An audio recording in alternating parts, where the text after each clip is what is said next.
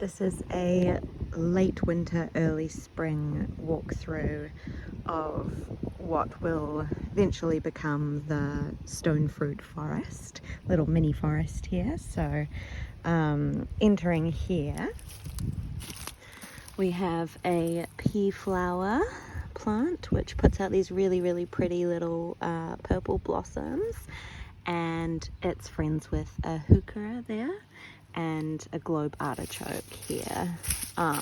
So hopefully the pea flower will cover this cabbage tree, which has the most beautiful flowers, and it's an amazing insect home. So I really want to keep it, but these are very spiky, and to be honest, not all that aesthetic. So hopefully the pea flower will cover it, but it is having a little bit of a hard time there. And a theme in this garden is that there is a creature that comes along and rootles through all my mulch. So it covers things and kind of digs things up a little bit. But I did try to plant a whole bunch of garlic chives in amongst the things where it was digging, but it hasn't seemed to help overly much. Anyway, sorry, as you come through, I've got these nice thick wood chips as the pathway, so I'll need to put in more of those. This section here, this is a Cassana, which is a cousin of the Tamarillo. It's not looking super happy because it doesn't really like the cold, but I'm hoping that as the weather warms up, it will bounce back and be really happy. This is a low-growing gardenia.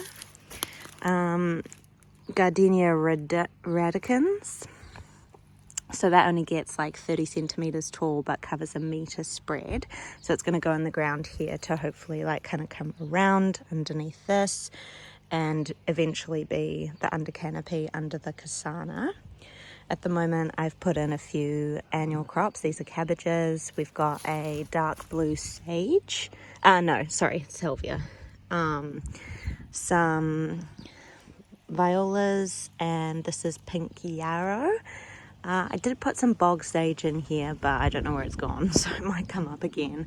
Got some California poppies, white foxglove, a fig, just a green fig, a Tithonia cutting, which I literally just cut and stuck straight in the ground, so we'll have to see if that's gonna come up. Then we've got a eucalyptus as a support species.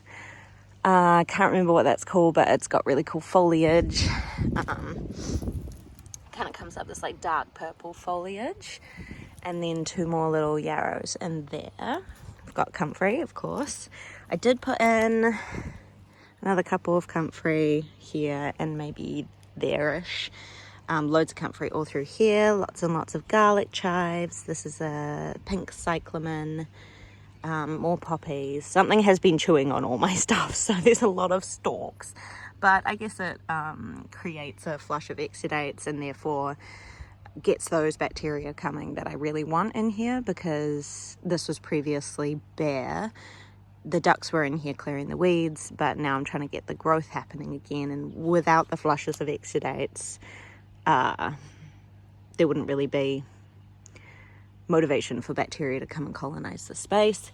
As well as that, whatever is doing the pruning for me and going through the mulch is aerating the mulch, because we're having a problem with anaerobic conditions here. Hello, mate. I'm hoping the smell of a cat kind of deters the blackbirds, because I think it might be them, but I try to see the benefits. At the end of the day, I would appreciate my plants being left alone. I've put lots of pea straw down, so it's going to be lots of little peas coming up, which I'm more than happy with, even if it's just as a bit of a ground cover, and again, having the plants coming through. Having the plants putting roots into the ground. This is a 80-year-old heritage red fig.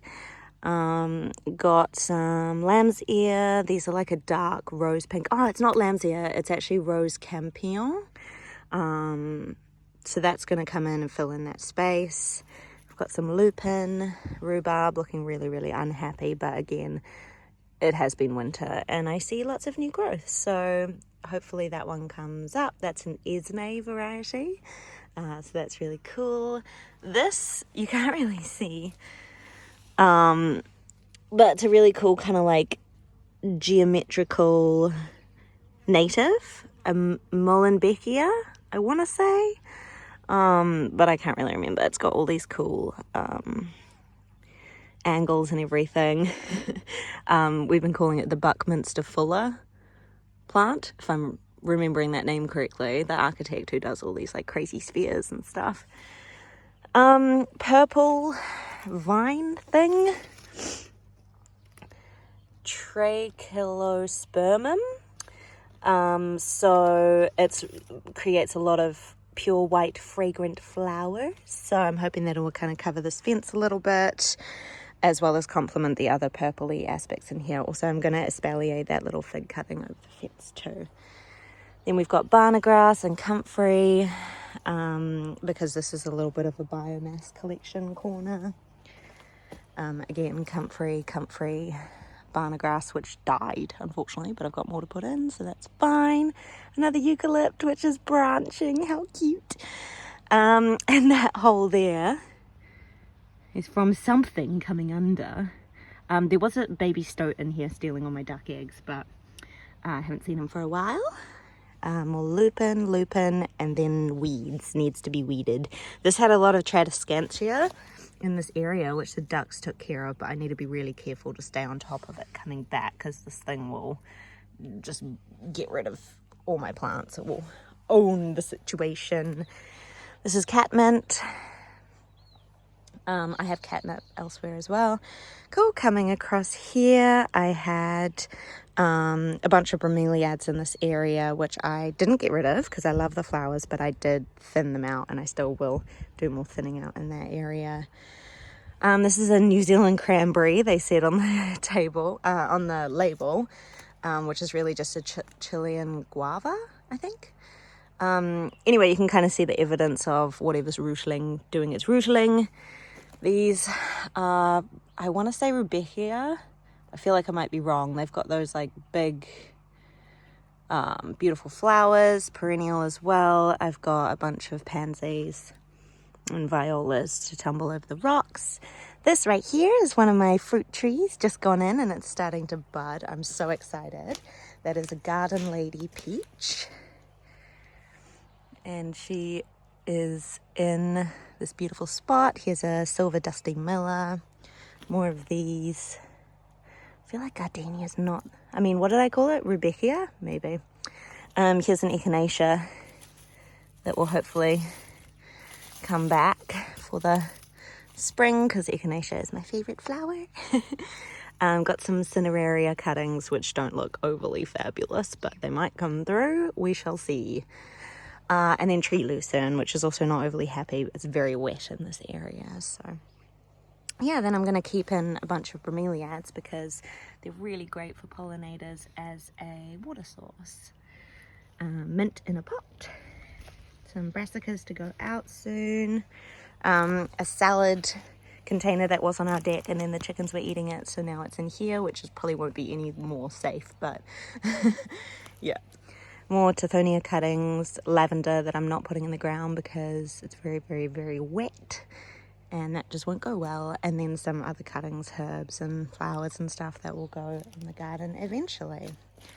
Cool. Just to complete this section here, we've got another tree lucerne, which is actually doing really well. So this is a support species for me. Another globe artichoke, which I'm primarily growing for the flowers, to be fair. Around this rock wall, I've put a bunch of comfrey in to grow and be a support species. There's comfrey roots everywhere. They might not come up, but they might. And if they do, then I'll be very happy. This right here is a beautiful magnolia. I think it has dark pink flowers, and they're just stunning. I love, love, love, love, love them. So this area needs more clear, I'm not going to get rid of the plants, but I'm going to thin them and pop some more pollinator friendly plants in there. Cool. Going back to the entrance and going along the other side, we've got feverfew, globe artichoke, celery, broccoli, celery, some buried California poppies, which, to be fair, it's a bit wet for them, so I'm not entirely hopeful that they will survive, but I got them for $1 for 6, so that's fine. This right here is an apricot. Yep, aprigold, a dwarf. So all my stone fruit trees in here are dwarfs, and they won't grow to more than 1.5 to 2 meters tall. So then we've got some yarrow and pansies. That will be the perennial flower. In that area over here, we have a bog sage. Hanging out with some gladioli, because the bog sage dies back in winter and the gladioli will grow, and then the sage will take the summertime. But this has got beautiful blue flowers that goes really well with the yarrow, so that would be beautiful. Another New Zealand cranberry, which I don't really know where to put. So yep, I've got a little lettuce pit here, which has been destroyed so many times. But you know, they're trying.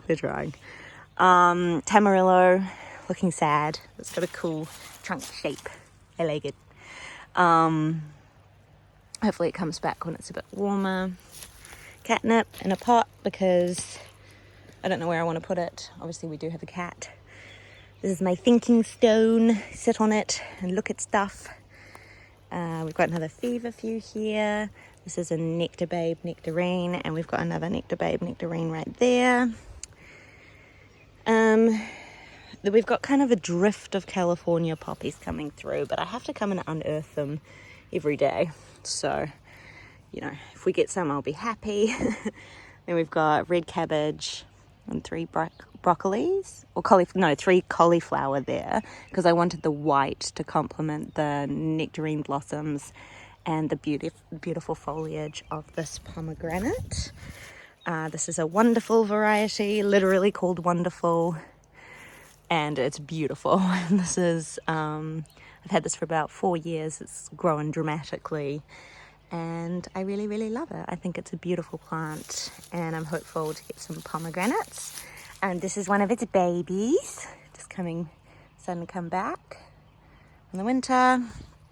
Celery forest, which is now a stalk forest because something keeps eating them. But again, the exudates is fine, and it's putting out new growth, so I'm happy with that. That's a black dahlia, and that's staying in a pot so it doesn't rot.